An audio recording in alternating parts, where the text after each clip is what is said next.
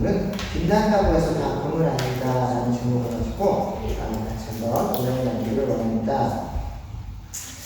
1979년도에 이 뉴질랜드 항공에서 901 앤트라틱 901 비행기가 남극을 향해서 갔는데 그 비행기가 몇 시간 후에 237명의 승객과 20명의 승무원을 태운 이 비행기가 돌아오지 못했습니다. 알고 봤더니 남극을 찍고 와야 되는 이 비행기가 잘못 이 항로를 이탈해서 한화산 에레부스 산으로 가서 탑승객 전원이 사망한 사고가 있었어요. 그리고 1978년에는 한국에서 파리를 출발해서 알래스카 앵커리지를 경유한 뒤 서울로 도착할 예정이었던 대한항공 비행기가 소련, 그러니까 러시아 영공을 침범해서 그 전투기에 격추당한 사건이 있었습니다.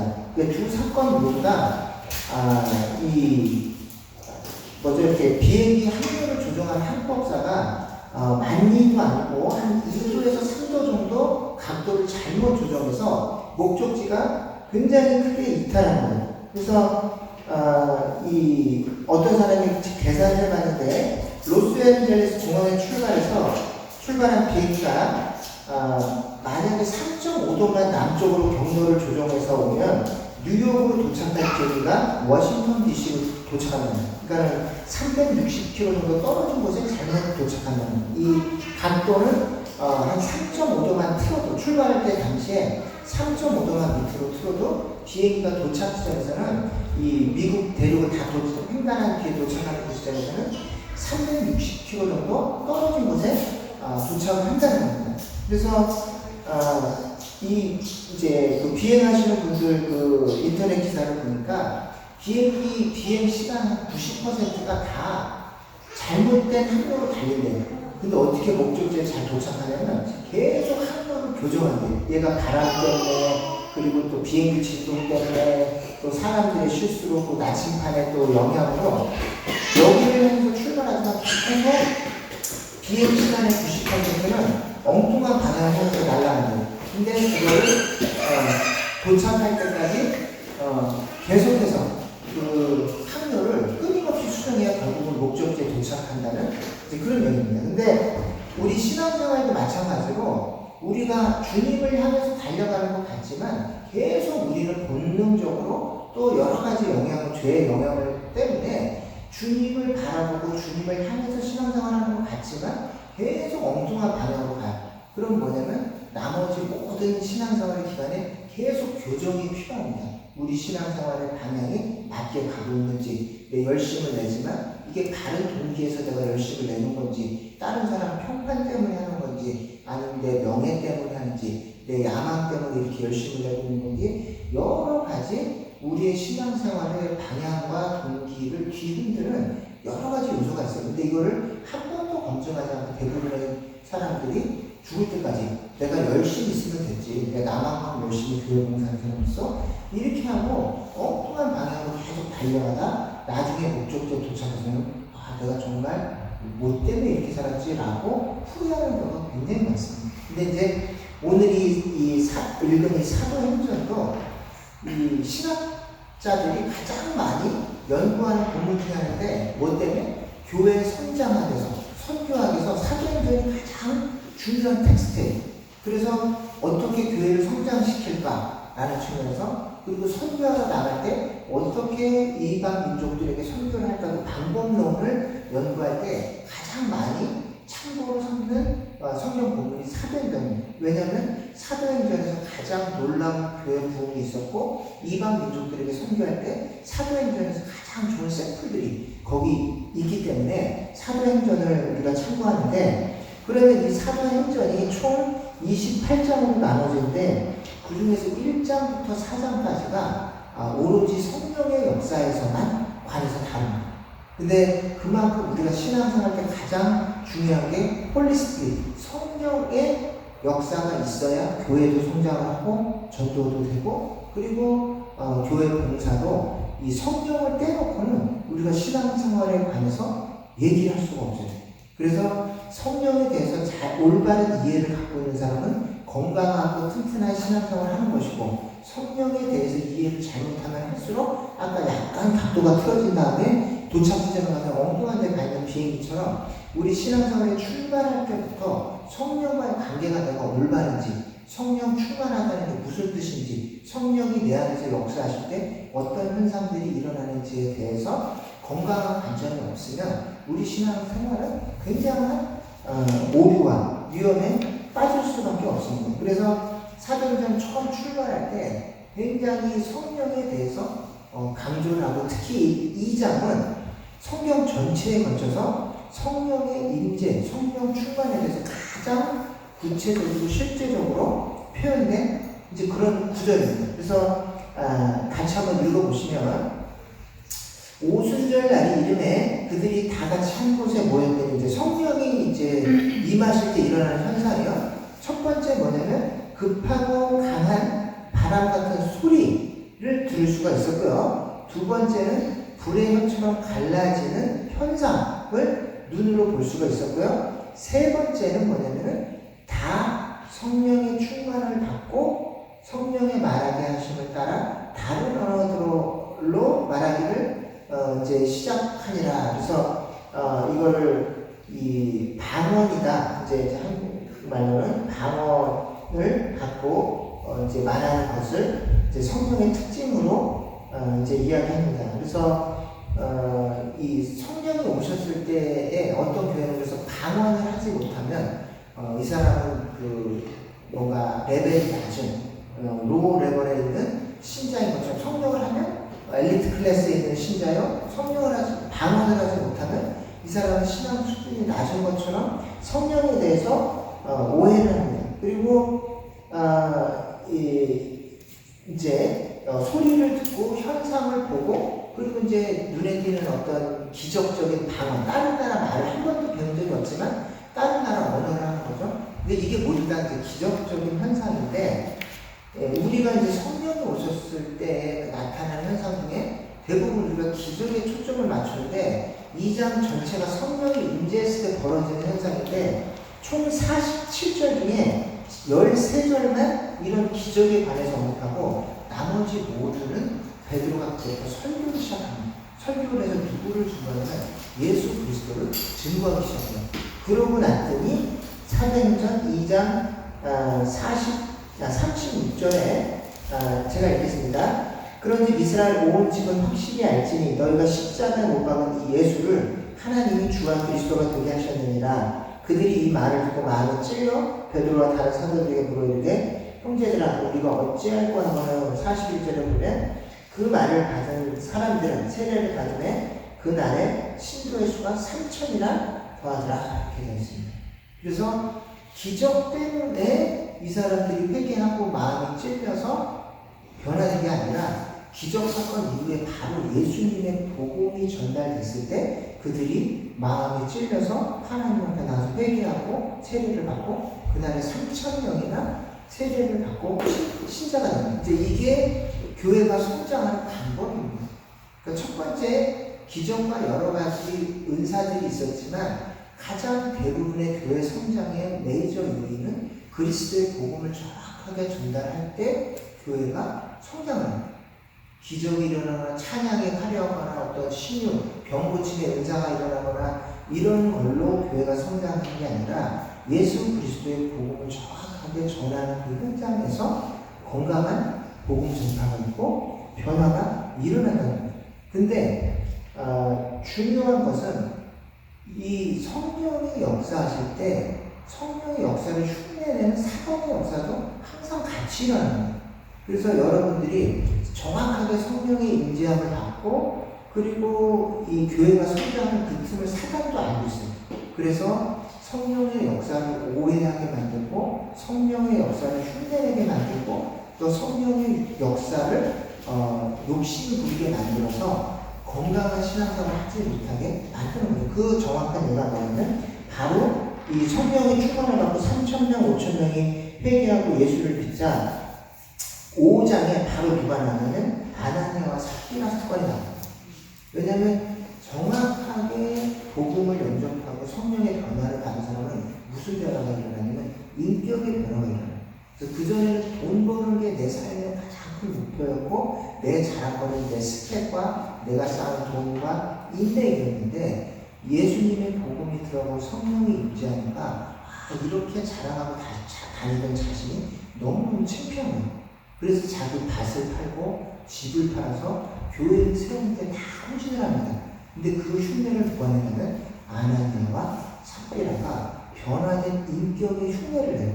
근데 아나니아 삽비라가 하나님의 벌을 받고 죽었잖아요. 근데 조금 헌금을 자기가 무성의하게 낼 수도 있지만 집을 팔았는데 그 값을 다 내고 반만 낸다고 사람을 죽여? 근데 이게 그냥 자기가 작정했던 헌금을 적게 했다고 하나님이 벌을 주신 게 아니라 이 사람은 뭐란 거냐면 인격의 변화를 흉내내는 거예요. 다시 말해서 외식이죠. 히포크라스라고 하는데 하이포크라스는 히포크라스라고 하는데 정확한 발음 모르겠는데 외식이요.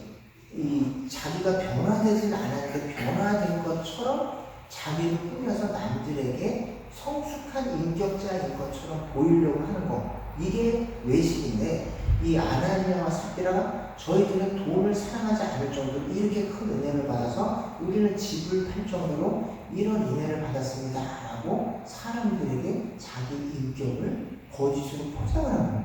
근데 이제 이게 성령이 오셨을 때 진짜로 성령이 오셔서 임한 사람들은 자기가 자랑하던 돈 자랑, 자기가 자랑하던 스펙 자랑, 자기가 자랑하던 인맥 자랑을 내고 그게 얼마나 창피하고 부질없는 것인지를 알고 주님의 십자가 앞에 와갖고 하나님 죄송합니다. 제가 창피합니다. 이런 걸 자랑하면서 제가 지금까지 살았습니다 하고 저걸 다 내려놓고 사도감서 내가 그리스도의 십자가 외에는 이제 더 이상 자랑할 게 없노라 라고 고백을 하는 거예요. 근데 아나니아와 삽비라가 이 고백을 흉내내는 거예요.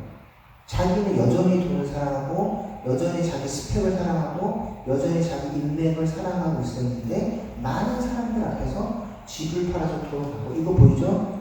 이 정도로 이제 주님만 사랑합니다 라고 그것을 보이기 위해서 다른 사람들에게 보이기 위해서 이걸 갖고 이 베드로가 이 집을 팔기 전에도 이거 네 돈이었고 팔고 나서도 네 돈이었는데 왜 이 돈을 가지고서 외식으로 이걸 가지고서 이렇게 하느냐라고 책망을 하고 그리고 그 남편과 아내가 동시에 그 자리에서 이 배우자의 시신을 메고 난 그 자리에서 다시 또 자기 배우자가 오는 그 자리에서 죽음을 동시에 맞이하게 되는데 우리들도 그래서 하나님이 이 외식을 굉장히 중요한 죄로 간주합니다. 그래서 마태복음 6장에 찬상수훈 중에서 이 기도할 때 만약에 여러분이 정말 은혜를 받아서 돈을 팔았으면 감출하죠. 그것은 모든 성도들 보는 앞에서 나 이 정도 헌금하는 사람입니다. 저 이 정도 헌신하는 사람입니다. 이걸 보이는 게 아니라 진짜 은혜 받은 사람은 이 한 가지 더 필요한 게 있는데 그 은혜를 잘 덮고 감출 수 있는 인격적인 보장이 있어요. 다시 말씀드리면 내가 은혜를 많이 받아서 하나님 헌신을 많이 하면 할수록 그리고 봉사를 많이 하면 할수록 뭔가 남들보다 더 하나씩 가족이 많으면 많을수록 그거를 가질 수 있는 인격적인 보장이 있어요. 근데 그게 없으면 봉사를 하면 할수록 계속 티가 나. 저 사람 계속 저기 헌신하는구나. 내가 이 정도 헌신하는 좀 봐주세요. 저 이 정도 돈 내고 있어요. 교회에 이 정도 시간 내는 사람이에요. 이거를 계속 자기도 모르게 티를 낼 수밖에 없어요. 그래서 이런 게 쌓이면 쌓일수록 자기도 이렇고 교회도 이렇고 이런 식으로 봉사를 계속 하면 할수록 인격도 망가지고 그리고 그 사람이 섬기는 봉사와 그 봉사의 그 목적도 애매모호해집니다. 저 사람을 위해서 부서가 존재하는 거야? 뭐 때문에 저 사람 저렇게 하지? 라고 봉사의 동기도 애매해지고 삶의 방향도 계속 애매해집니다. 그래서 이 중요한 것은 성령이 진짜로 임하고 이 사람 속에 역사했으면 그 자기가 하는 모든 섬김과 봉사와 헌신을 사람들이 잘 모르고 하나님과 나만 알고 최대한 가리려고 몸부림치지 이게 혹시나 드러날까봐 두려워서 막 그렇게 하는 것이지 이걸 가지고 자기 성과로 자기 공로로 안 내비친다는 것입니다. 그래서 신앙을 믿기로 명예를 탐하지 말라는 거예요. 그래서 이게 이 잘못된 은혜, 잘못된 봉사의 한 예고, 또 하나는 뭐냐면 마술사 시몬이 8장에 나옵니다. 그래서 이 시몬이 이 매지션이 그 시몬이 나오는데 8장 12절에 보면 빌립이 하나님 나라와 예수 그리스도의 이름에 관하여 전도함을 그들이 믿고 남녀마다 세례를 받으니 시몬도 믿고 세례를 받은 후 전심으로 빌립을 따라다니며 그 나타나는 표적과 큰 능력을 보고 놀라게 되어 있습니다. 근데 시몬이 처음부터 불순한 동기로 온 게 아니라 예수님을 바르게 믿고 출발했을지라도 은사와 그 능력을 가진 사람들이 가진 권위, 그 사람들의 카리스마, 그 사람들의 영향력을 보고 욕심이 나는 거예요. 그래서 자기가 나중에 뭐라고 하냐면 18절에 시몬이 사도들의 안수로 성령 받는 것을 보고 도움을 들여 이르되 이 권능을 내게도 주어 누구든지 내가 안수하는 사람은 성령을 받게 하여 주셔서 하니까 베드로가 이르되 내가 하나님의 선물을 돈 주고 살 줄로 생각하였으니 내가 은과 함께 나갈지어다 이렇게 되어 있습니다. 그래서 우리가 이 신앙생활을 하다 보면 은사가 부러울 때가 있어요. 어떤 사람은 찬양의 은사, 또 가르치는 은사, 또 어떤 사람들은 또 그 안에 뭐 사람들이 여러 가지로 영향을 끼칠 수 있는 은사들이 있어요. 근데 그 은사들이 최종적인 목적지는 뭐냐면 교회를 세우는 데 써야지 그 은사들을 가지고 자기 왕국을 만들고 내 사람 만들고 또 내 커뮤니티 만들고 나만 따라서 오세요 이렇게 쓰이게 되면 없는 일만 못합니다. 근데 이제 많은 사람들이 그 은사를 부러워하는 거예요. 근데 은사를 쓸 수 있는 인격은 없는데 은사가 부러워요. 그래서 그때부터 이 교회가 그 은사만으로 사실은 성장하긴 합니다. 그래서 한국 교회도 있고 여기도 있고 가장 큰 은사 운동 중에 하나가 신사도 운동이에요. 그래서 뉴 아포스톨 처치라고 이 코키트맘에도 있고 많이 있어서 사도들의 교회다라고 아예 교회 이름을 그렇게 정한 데도 있고 하는데 그게 뭐냐면 이 사도들이 12명으로 끝나지 않고 오늘날에도 그 사도들이 존재한다는 거예요. 그리고 성경이 계시가 끝나지 않고 지금도 오늘날도 하나님께 직접적으로 개인적으로 계시를 받을 수도 있고 그걸 갖고 누구에게 개인적으로 예언을 해줄 수도 있고 치유해 줄 수도 있고 그 권능을 가지고 사람들을 얼마든지 성경의 권위를 넘어서 오늘날도 가능하다라고 보는 게 신사도 운동입니다. 근데 그 신사도 운동의 특징이 뭐냐면 그렇게 은사나 권위를 강조하고 특별히 이제 예배 시간에 나타나는 이제 막 쓰러지는 현상, 뭐 어떤 뭐 병이 치유되는 현상, 그리고 이제 24시간 기도 운동, 그리고 특히 이제 미국에서는 어떻게 이게 전개됐냐면 공산주의는 적그리스도고 이 기독교 진영에서 있는 정치가들은 이 하나님의 종이다. 그래서 트럼프나 어떤 그 기독교 진영에 서 있었던 어떤 지도자라도 다 하나님의 종으로 분류를 하고 이 반대 진영에 공산주의나 어떤 반대쪽 그 진보를 얘기하는 모든 사람들은 적그리스도로 분류합니다. 그래서 완전히 흑백 논리로 이제 이런 것들을 끌고 갑니다. 그래서 이 신사도 운동에 빠지는 교회들은 그리고 또 그런 사람들은 계속 그런 현상을 쫓아갑니다.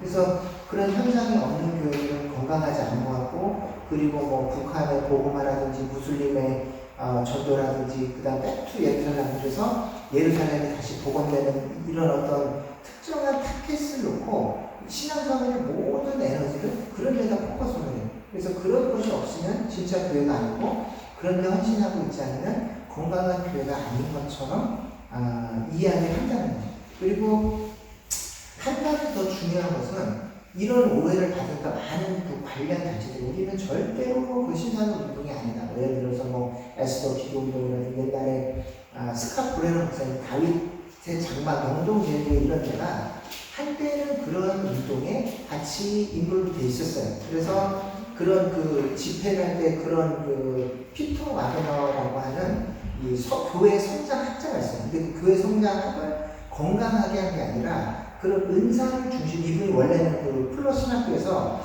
건강한 신학을 가르쳤는데 그 존 윈버라는 그런 은사주의자를 만났어요. 근데 그 사람이 개척교회를 하다가 교회가 6,000명으로 급격하게 불었는데 그 옆에서 그걸 다 본 거예요. 근데 어떻게 풀어놨냐면 이 사람을 막 그 성령의 동력으로 예배 시간에 쓰러뜨리고 막 이렇게 치유가 병 걸린 사람 앞으로 나가서 치유하고 막 이런 기적이 동반되니까 짧은 시간 안에 개척교회에 있던 교회가 6,000명 교회를 불어나는 그러니까 이 피터 와드나 박사가 건강하게 교리를 가르치다가 이게 다가 아니면 이 사람 보니까 이 기적과 동반된 그 교회가 이렇게 짧은 시간에서 급성장하고 와 이게 선교 현장에다 두면 얼마나 이게 좋을까. 그래서 이 선교하게 그리고 교회 성장하게 이걸 집어넣는 그래서 그 전까지 그런 운동들이 다 있었는데 이 픽터 마그너라고 하는 이 교회 성장학 교수가 이것들을 하나의 정말로 체계화된 운동으로 만드는데 그래서 그 신사도 운동이다 라고 표현을 합니다. 그래서 이게 이제 신학적으로 보수 신학교에서 이게 문제가 있다. 그래서 이제 이 운동에 관련된 모든 단체를 이단으로 규정하고 같이 이것들을 수용하는 교회나 단체는 우리가 이제 정통적인 보수 교단에서는 같이 교류하지 않겠다라고 선언을 했어요.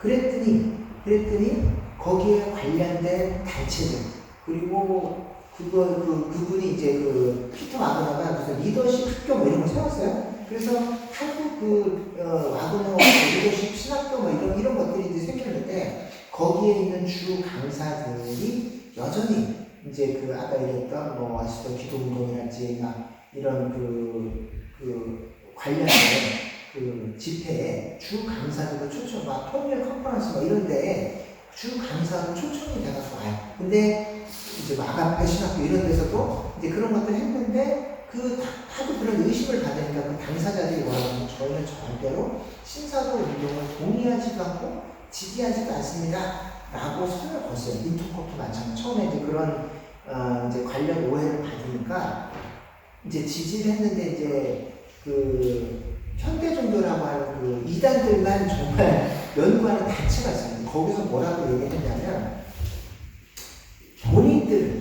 본인들은 그런 의심을 받고 자꾸 정권 교단에서 공격을 받으니 저희는 신사도 운동과 무관하고 신사도 운동에서 추구하는 그런 방향성에 동의하지 않습니다. 라고 선을 긋고 그 관련자들하고 계속 교류를 해요.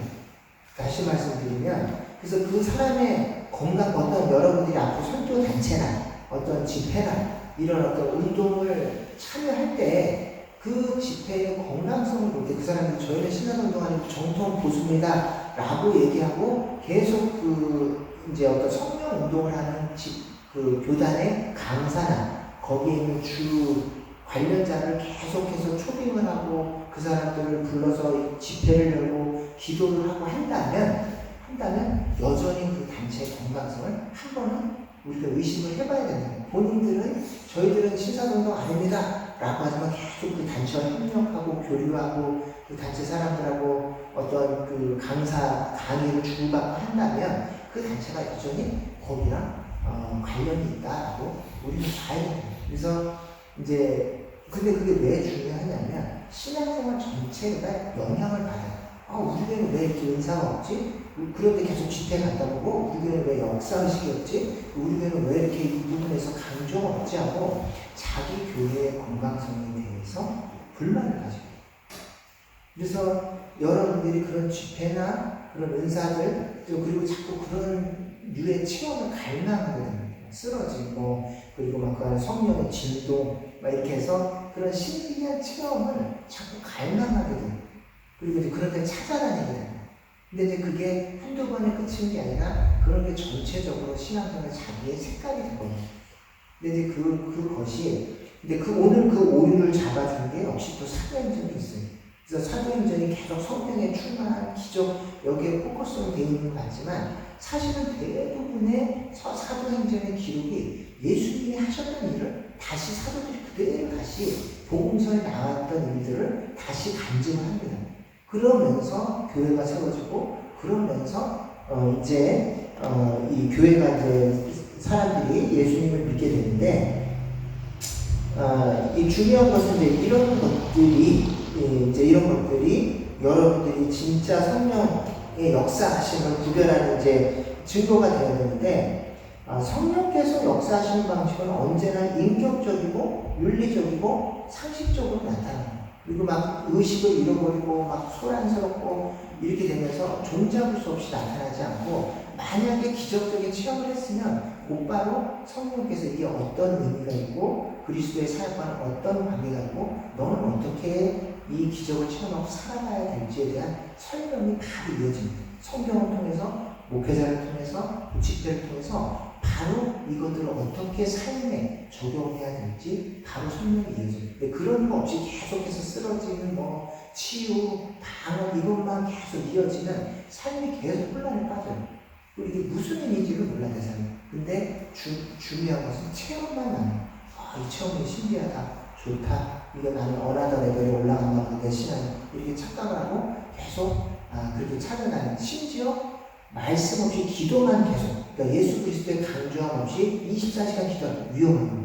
아무런 방향성 없이 계속 기도만 합시다, 위험한 거예요. 그리고 이런 집회의 특징이 찬양을 길게 해요. 그 찬양 속에 기도하면서 체험을 하는데 찬양 나쁘지 않습니다. 근데 찬양의 방향성과 목표를 제시하지 않은 채 이 말씀으로 그 방향을 제시하는데 긴 시간 찬양함으로써 찬양에 취할 수도 있어요. 우리가 찬양의 음과 어떤 리듬에 우리의 정서를 맡기고 그게 성령을 체험한 것인 것처럼 착각하게 만들 수도 있습니다. 그래서 이 이제 유명한 어떤 찬양 사역자가 얼마든지 자기는 부흥을 이끌어낼 수 있다는 거예요. 왜냐하면 그 비트나 피아노나 이런 걸 가지고 얼마든지 사람의 감정을 이렇게 세웠다 낮췄다 이걸 조정할 수 있기 때문에 인위적으로 얼마든지 부흥의 감정을 이끌어낼 수 있습니다. 그래서 우리가 그런 부분을 주의해야 되는데, 그래서 이 성경에 이제 사도 누가가 이걸 기록했고, 가장 탁월했던 선교사 바울이 진짜 성령이 임했을 때 어떤 현상이 나타나는지를 설명하는 모습이 어디에 있냐면, 이 빌립보서의 3장 1절에서 10절에 보면 3장 4절에 보면 그러나 나도 육체를 신뢰할 만하며 만일 누구든지 다른 이가 육체를 신뢰할 만한 것이 있는 줄을 생각하면 나는 더욱 그러하니 나는 8일 만에 할례를 받고 이스라엘 족속이요 베냐민 지파 히브리인 중에 히브리며 율법으로는 바리새이며 열심으로는 교회를 박해하고 율법으로 흠이 없는 자라, 이렇게 이제 얘기하고, 이제 자기가 그만큼 탁월하게 이제 은사를 가졌지만 8절에 뭐라고 하냐면 또 모든 것을 해보니 내가 내 주 그리스도 예수를 아는 지식이 가장 고상하기 때문이라. 내가 그를 위해 모든 것을 잃어버리고 배설물로 여김은 그리스도를 얻고, 이렇게 되어 있습니다. 그리고 고린도후서 12장 11절에 보면 많은 사람들이 이 바울을 사도가 아니라고 해요. 또 지금 12사도 베드로도 아니지, 또 야고보도 아니지, 또 나중에 사도는 네가 진짜 사도야? 라고 바울한테 네가 사도된 증거가 어딨어? 얘네 12사도들만큼 예수님하고 같이 있었어? 그런 기적을 봤어? 네가 뭐 했어?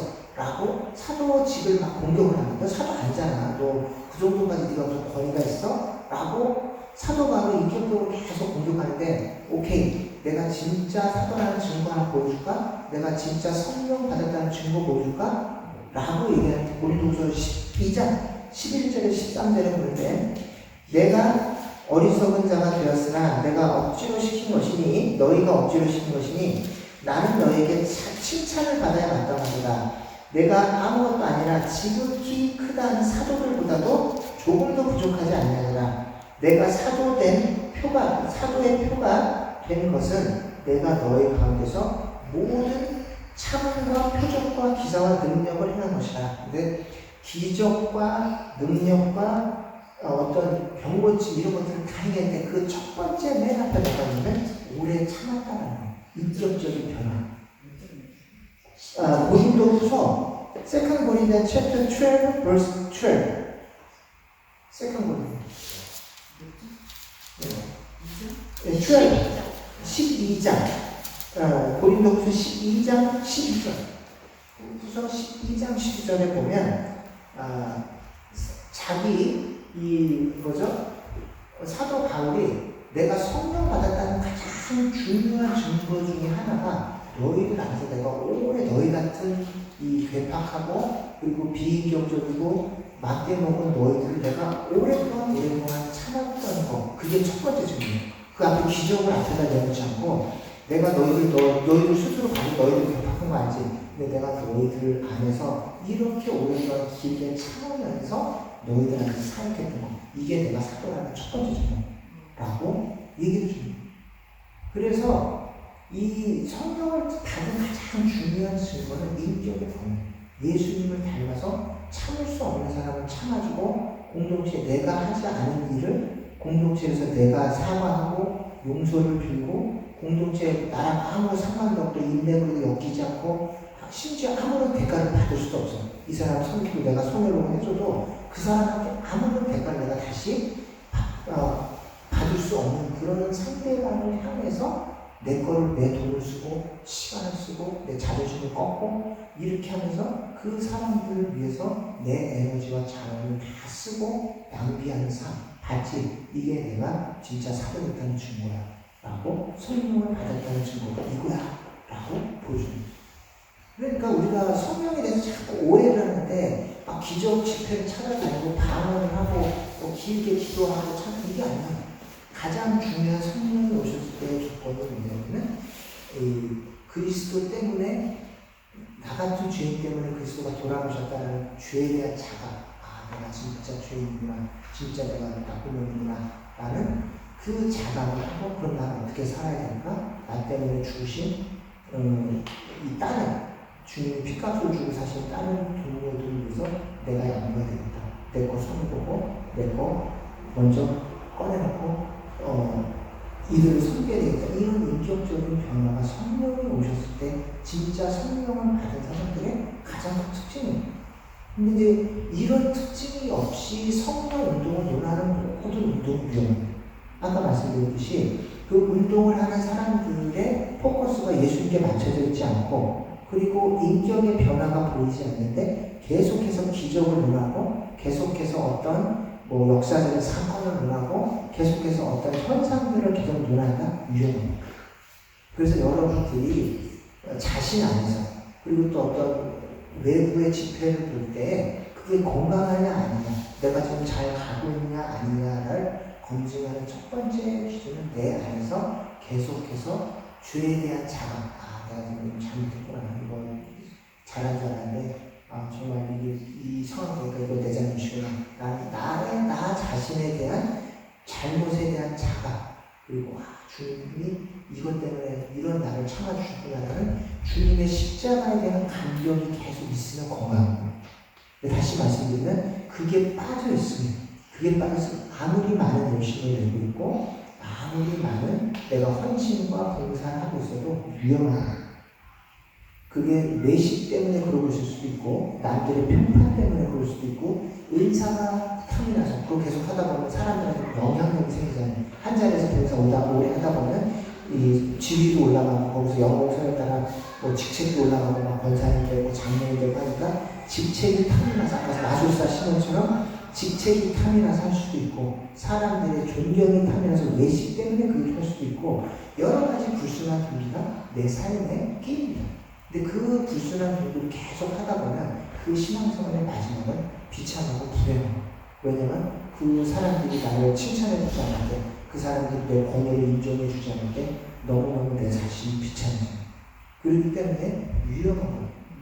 우리 그런 검증 없는 신앙생활이 가면 갈수록, 열심을 내면 될수록 엉뚱한 방향에 도착했기 때문에, 그래서 그 방향과 이 삶의 이 검증 없는 신앙생활이 그만큼 위험해진다는 거예요. 그래서 교회는 찬양으로 또 무작정, 무한정, 무지막지한 기도로 세워지는 게 아니라 주님의 은혜로, 그리고 올바른 성령의 역사로 세워지는 거예요. 심지어 유려한 담임 목사님의 훌륭한 리더십으로 세워지는 건 아니에요.